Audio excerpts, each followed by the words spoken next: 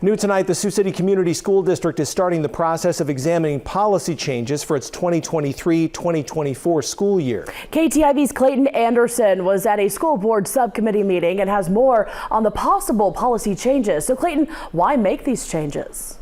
Well, Jessica, the potential changes are twofold. One reason, the district wants to internally change policy. The other reason, the district wants to be proactive about complying with new legislation passed by the Iowa legislature. One of the proposed changes centers around bullying, harassment, and hazing investigations.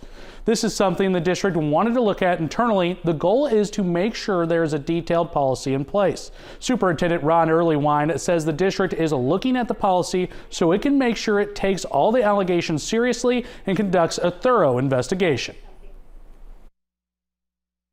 To make sure that we're not missing things and that we give every student that files a complaint, that due process that they deserve, and the people that get allegations against them for bullying and harassment, that they get a fair shake as well.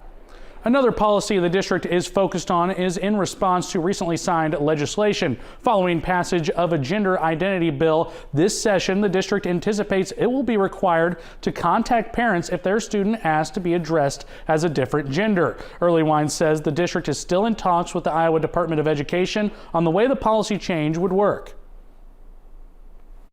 We will have to make sure that we notify parents when a student asks to be called by a certain name or be acknowledged by a certain gender.